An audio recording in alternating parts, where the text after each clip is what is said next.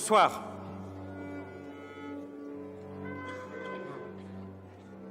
Commençons par le Kyrie. On passera assez rapidement sur les passages avec Nathalie qu'on fera plus tard. Daniel, on enregistre tout de suite? Oui, non, peut-être pas. Peut-être pas. On raconte que Mozart a écrit la messe en ut parce qu'il s'était fait une promesse à lui-même, comme quoi s'il arrivait à épouser Constance, contre la volonté de son père, il écrirait une œuvre sacrée.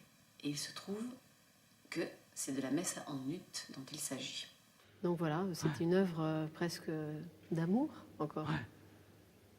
Un cadeau de mariage, presque. Je vais lire la lettre de Mozart à son papa. Donc Mozart à son père à Salzbourg, Vienne, ce 4 janvier 1783. J'ai vraiment fait la promesse au fond de mon cœur et espère bien la tenir. Lorsque j'ai fait ce serment, ma femme était encore célibataire. Et comme j'étais fermement décidée à l'épouser peu après sa guérison, il m'était facile de faire cette promesse. Et comme preuve de la sincérité de mon serment, j'ai ici la partition d'une messe à moitié composée qui attend d'être portée à son terme. On sait donc que cette messe sera présentée en octobre 83 à Salzbourg et que c'est Constance qui chantera un des sopranos. On suppose que c'est le soprano 1, c'est-à-dire la partie que je chante. En février 2006, nous enregistrons à Paris avec l'orchestre et le chœur du concert d'Astrée sous la baguette de Louis Langrée.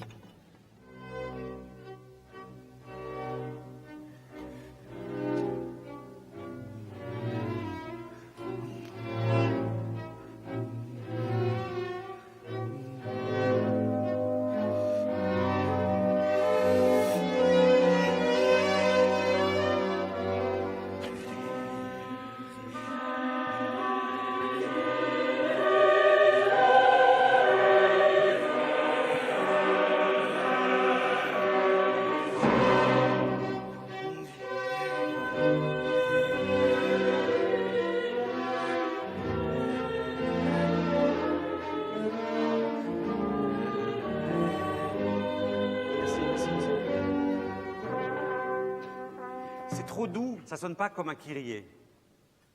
Ayez pitié de nous, en do mineur, avec des griffes, avec des plaintes, avec des dissonances. Une chose agréable, douce, jolie, mais qui n'a rien à voir avec aie pitié de nous. Oui, ça c'est la plus belle parole, je trouve. Ouais. Pour moi, c'est Kyrie eleison, la plus belle parole. Kyrie eleison, ça me fait fondre totalement. Soudain, j'ai la foi. J'ai la foi pour quelques instants. N'importe laquelle, mais une fois.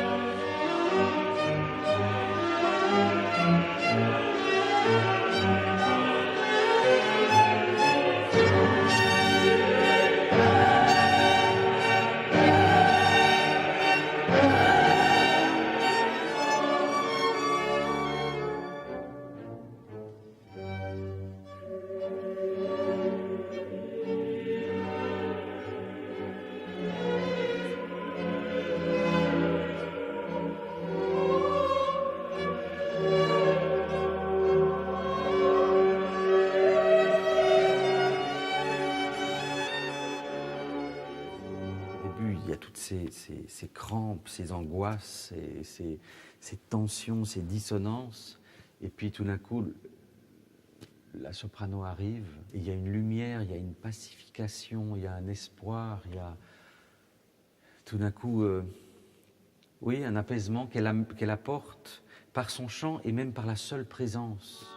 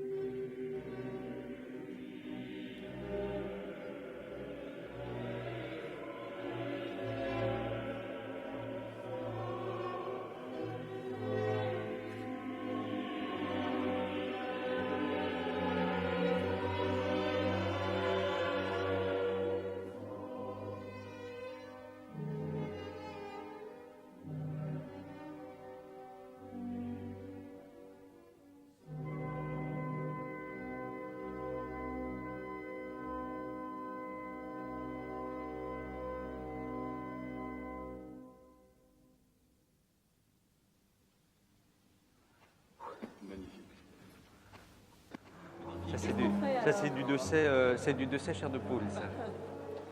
Non? Dès que la musique me plaît. La pluie. Mais dès que la musique me plaît, j'y vais.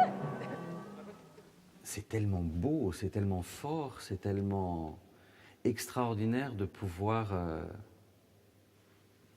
vivre ces musiques-là que mon bras, oui, ça mettra quelque temps.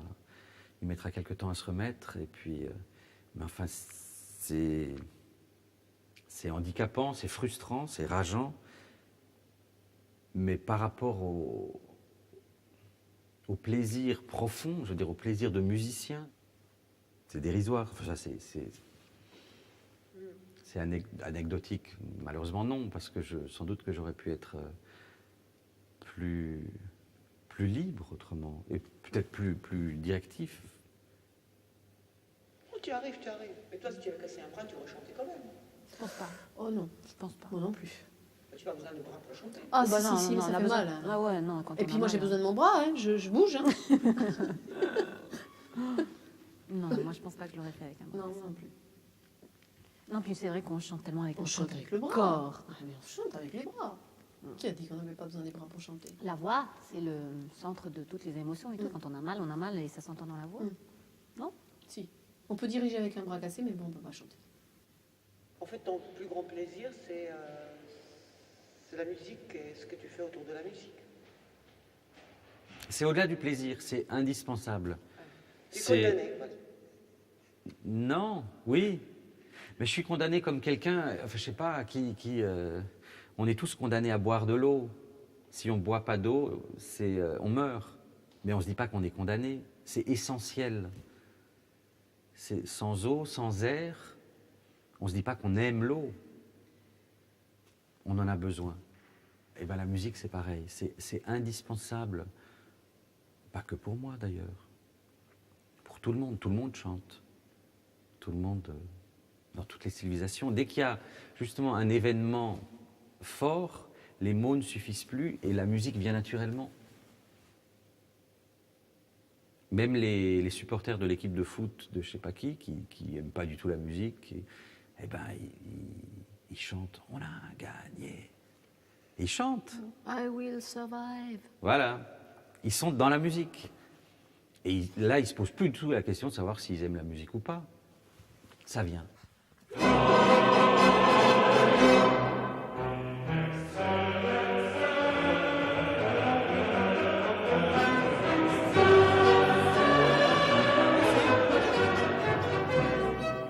Bien. In excelsis, dam, bam, bam. C'était un peu trop. In excelsis. Et le gle avant le temps. Et ria.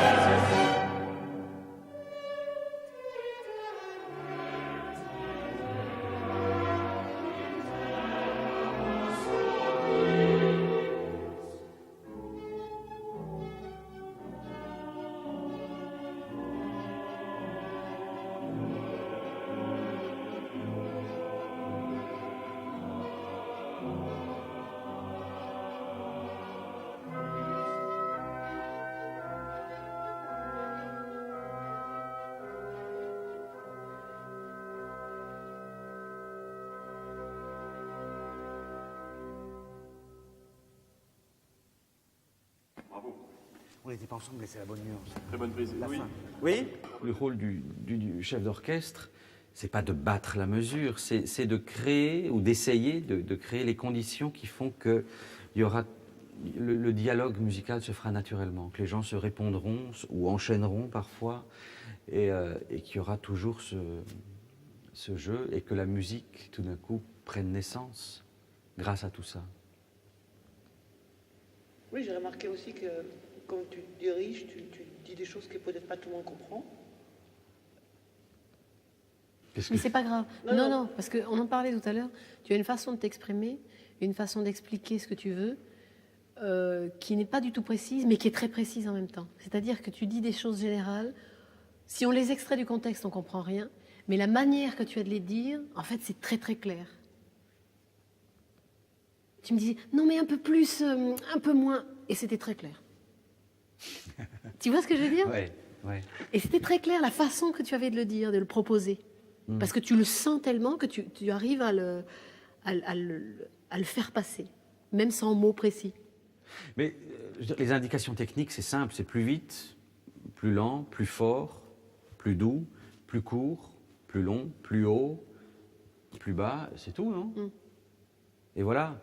Mais ça veut rien dire, ça, ce sont des indications d'agents de police.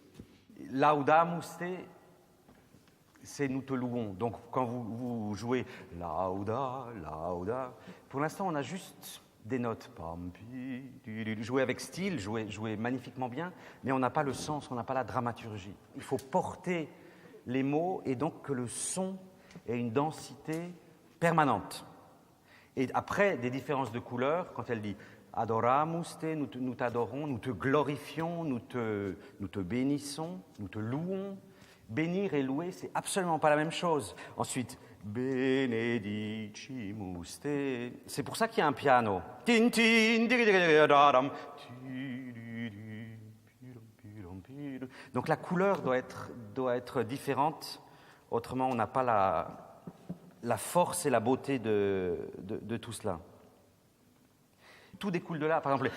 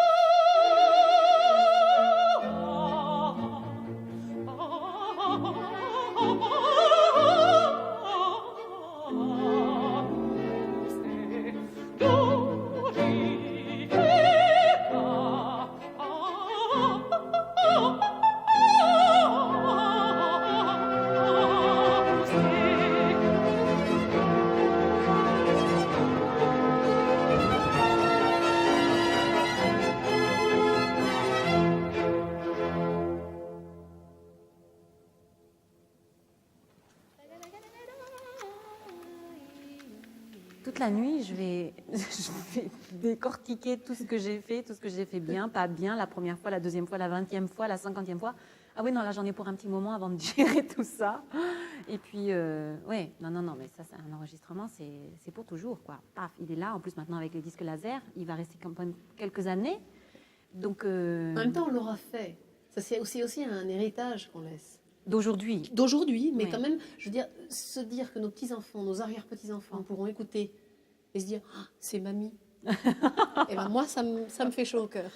Non, moi, je pense pas ça du tout. Je Si, dis, j'y pense. il faut que je le fasse le mieux possible, il faut que ça soit bien et tout. Ça, on verra, les petits-enfants, ouais. Moi, j'y pense. Je veux qu'ils soient fiers de leur mamie. Non, ça, je m'en fous. Je trouve ça, les gonfles, leur a complètement d'écouter la messe en mute, donc ils écouteront je sais pas quoi. Non, ça, j'avoue que... Mais j'en ai pour un moment avant Non, mais de moi, je les digérer, ouais. forcerai, c'est ça. Je les forcerai à écouter. Je vais les forcer à écouter la messe en nude. Écoutez, c'est mamie.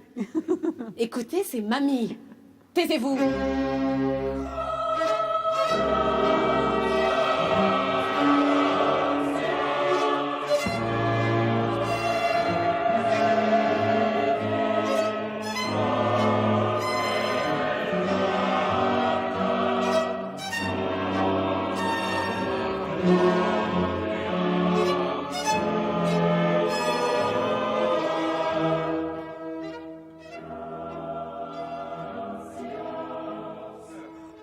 Quand on est terrifié, soit on hurle, on crie, et c'est ça, ce sont des cris sublimes, mais des cris, soit on est incapable de sortir un mot.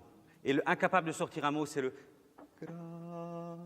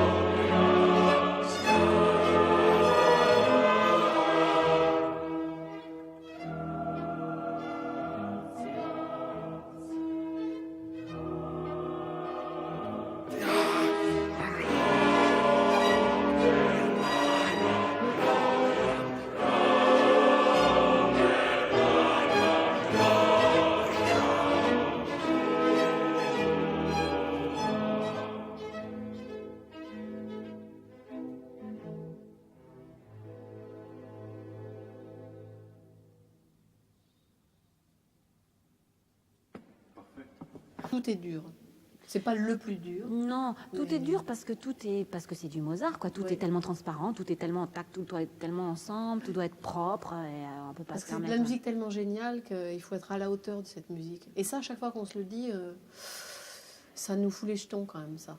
Se dire, il faut que je sois à la hauteur de Mozart. Jamais on y arrivera, de toute façon. Donc, c'est dur, ça. Il y a des musiques, des compositeurs moins inhibants.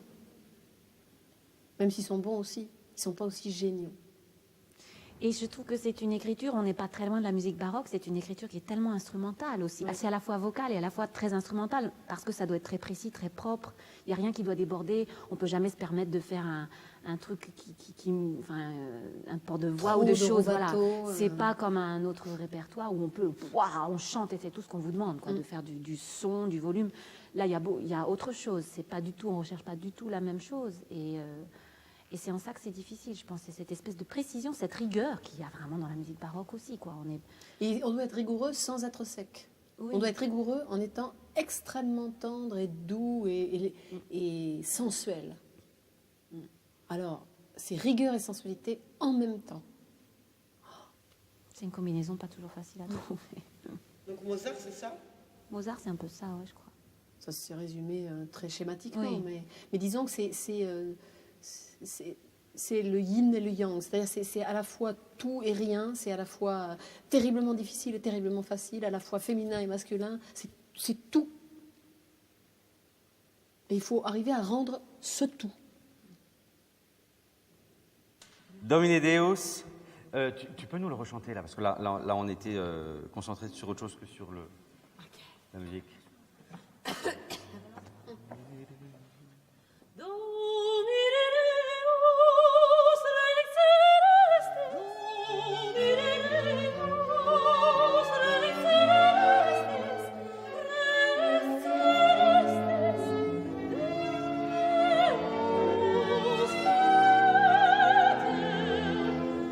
Deus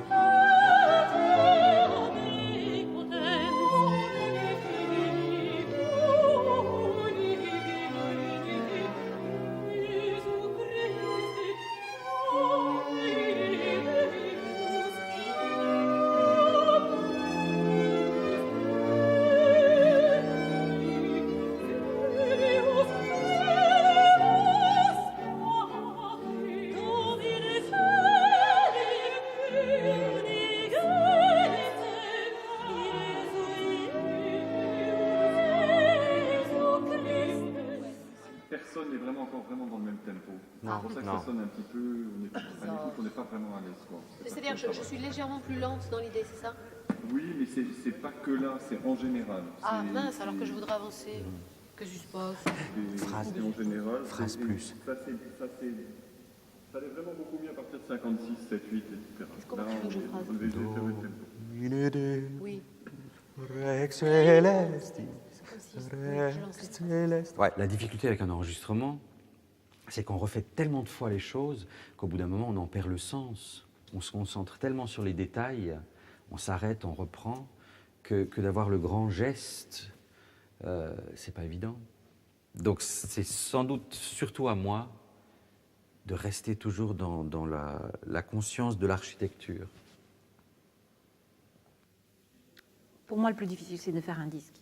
Encore une fois, parce que c'est un truc qui va rester, que voilà, c'est gravé, et c'est gravé pour toujours. Quand je serai morte, ça sera encore là, et ça sera comme ça. Alors que sur une scène, on a eu une inspiration qui vient, ou qui est différente chaque jour, et on bouge, on a un costume, on a une perruque, on a un décor, on a des lumières. Là, on a un micro, un pupitre, une partition, il faut chanter, et chanter bien. Alors qu'un spectacle, hop, ça y est, c'est déjà passé.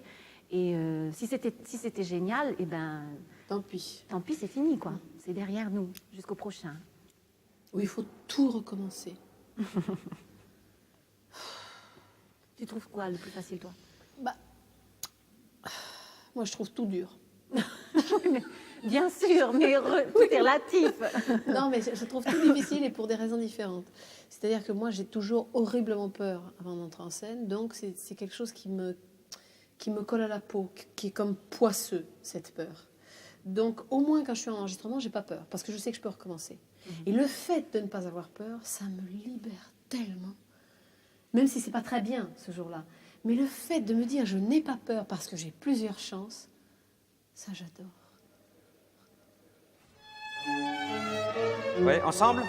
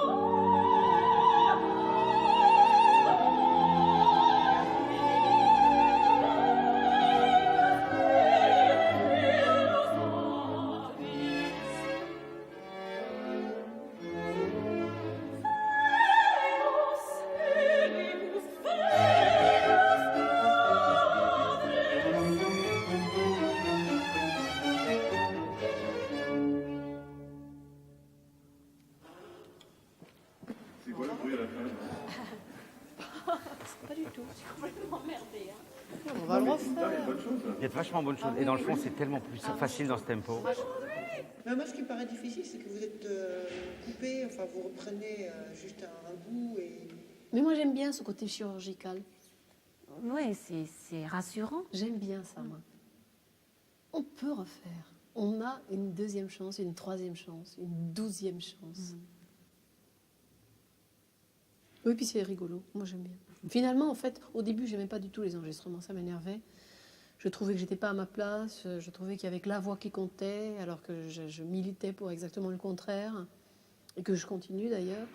Parce qu'à l'opéra, je ne trouve pas que c'est que la voix.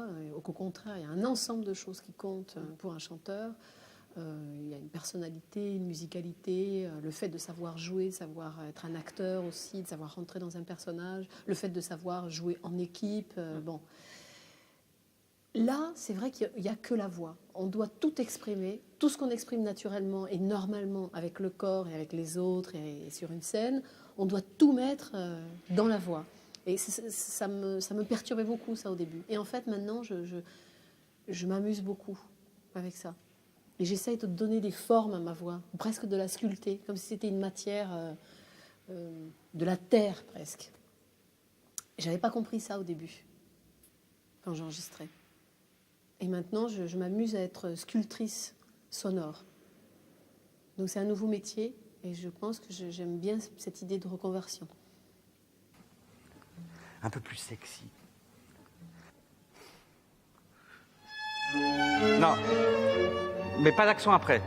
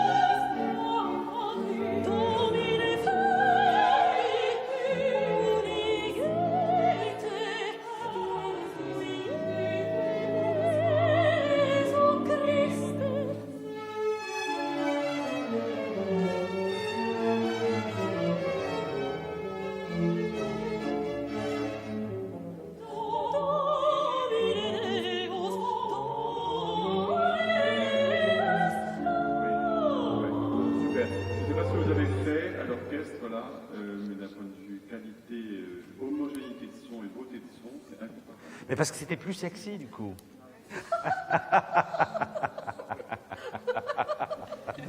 Il fallait penser plus tôt. Ah oui. Mozart a décrit à son père la femme qu'il s'est choisie. C'est une lettre qui date du 15 décembre 1781, donc bien avant la messe en ut. Mais déjà, il est amoureux de Constance et il l'a choisie. Et il ne comprend pas que son père n'accepte pas cette épouse qu'il s'est choisie. Donc il va essayer de le convaincre en lui décrivant Constance, évidemment, sous son meilleur jour. Maintenant, qui est l'objet de mon amour? Ne vous alarmez pas, là non plus, je vous en prie. Quand même pas une Weber. Si, une Weber. Pas Josepha, pas Sophie, mais Constance, Constanza, celle du milieu. Je n'ai rencontré dans aucune famille une telle disparité de tempérament. L'aînée est une personne paresseuse, grossière et fausse, plus rusée qu'un renard. La langue, il faut préciser que c'est Aloysia dont il était amoureux auparavant et qu'il a rejeté. La langue est fausse, méchante et c'est une coquette. La plus jeune est encore trop jeune pour être quelque chose. Elle n'est qu'une gentille créature, mais trop légère. Dieu la préserve de la séduction. Mais celle du milieu, c'est-à-dire ma bonne et chère Constance, La martyre parmi elles est justement peut-être pour cette raison celle qui a le meilleur cœur, la plus habile, en un mot, la meilleure. Elle s'occupe de tout à la maison, mais ne saurait les satisfaire. Oh mon excellent père, je pourrais écrire des pages entières si je voulais vous décrire toutes les scènes qui nous ont été faites à tous deux dans cette maison. Si vous le désirez, je le ferai dans ma prochaine lettre.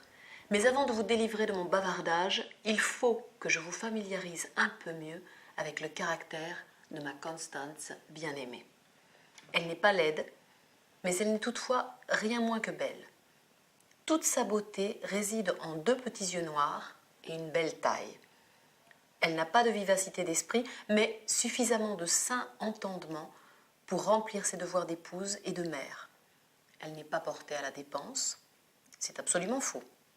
Au contraire, elle est habituée à être mal vêtue, car le peu que la mère pouvait faire pour ses enfants, elle l'a fait pour les 2 autres. Mais jamais pour elle. C'est vrai qu'elle aimerait être habillée gentiment et proprement, mais sans luxe. Elle est en mesure de se faire la plupart des choses dont une femme a besoin, et elle se coiffe elle-même tous les jours. Elle sait tenir un ménage et a le meilleur cœur du monde. Je l'aime et elle m'aime de tout cœur. Dites-moi si je peux souhaiter une meilleure femme. Je dois encore vous dire que jadis, lorsque j'ai quitté mon service, je n'étais pas encore amoureux. L'amour est né grâce à ses tendres soins et à ses services, lorsque j'habitais chez elle. Je ne souhaite donc rien tant que d'obtenir quelque chose d'assuré, ce dont j'ai, Dieu merci, véritablement espoir, et alors je ne cesserai de vous prier de me permettre de sauver cette malheureuse et de faire son bonheur et le mien en même temps. Et je dois dire également le nôtre à tous, car vous êtes heureux lorsque je le suis, n'est-ce pas? La moitié de ce que j'aurai d'assuré, vous en jouirez, mon père chéri. Maintenant, ayez pitié de votre fils, je vous baise 1000 fois les mains et suis à jamais votre fils très obéissant, Wolfgang Amadeus Mozart.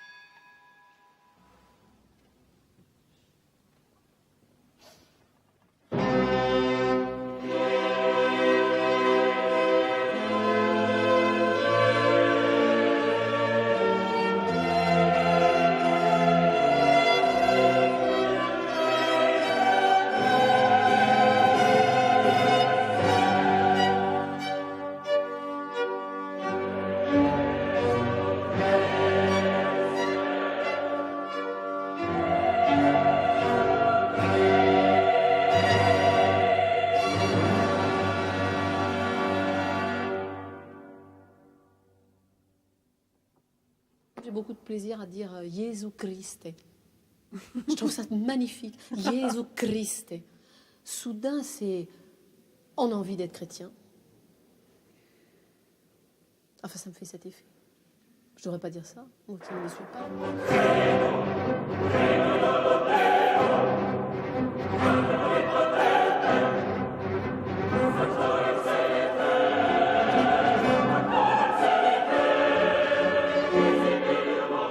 C'est la force du texte qui donne la musique. Et pas le contraire.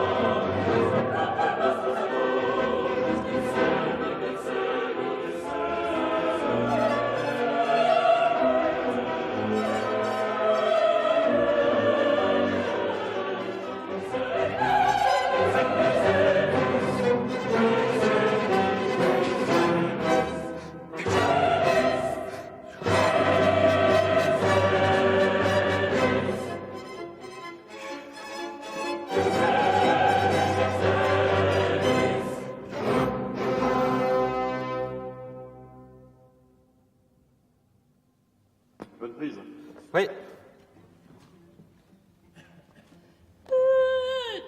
Et. Je crois. Non.